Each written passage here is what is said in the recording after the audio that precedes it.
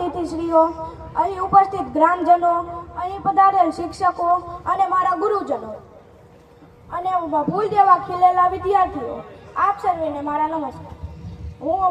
હું આજે આપને મારો દેશ ભારત વિશે થોડું કહીશ. જ્યારે દેશ માટે ધડકતું હોય હૃદય, ત્યારે દરેક શ્વાસ બની જાય દેશ માટેની સેવા. મિત્રો, આજે હું માત્ર ભાષણ આપવા નહીં, પરંતુ પોતાના દેશ પ્રત્યેની ભાવના વ્યક્ત કરવા આવ્યો છું.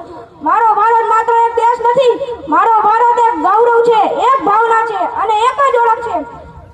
મિત્રો, આ એ જ ભારત છે જ્યાં અનેક ભાષાઓ બોલવામાં આવે છે, અનેક ધર્મો પાળવામાં આવે છે અને અનેક સંસ્કૃતિઓ જોવા મળે છે. છતાં પણ આપણે એક જ વાત કહીએ છીએ, મારો દેશ, મારું ભારત.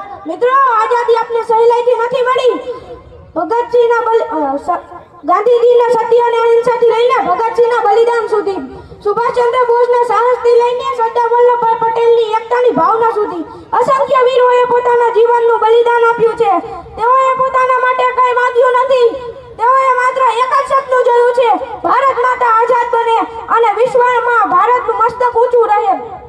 મિત્રો, આજે આપણે આઝાદ છીએ, પરંતુ સવાલ એ છે કે શું 15મી ઓગસ્ટ અને 26મી જાન્યુઆરીએ દેશભક્તિ યાદ કરવાની? ના, દેશભક્તિ એટલે આપણા દેશના રાષ્ટ્રધ્વજને જોઈને ગર્વ અનુભવવો, દેશના કાયદાનું પાલન કરવું, એ છે દેશભક્તિ.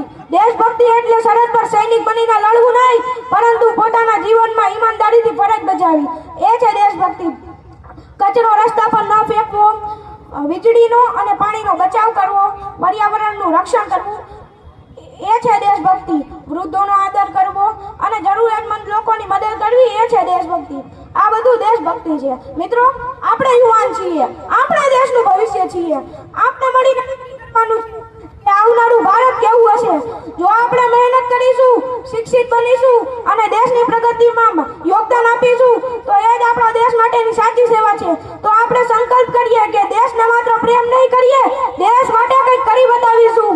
આપણું જ્ઞાન દેશ માટે, આપણી મહેનત દેશ માટે, આપણી પ્રગતિ દેશ માટે અને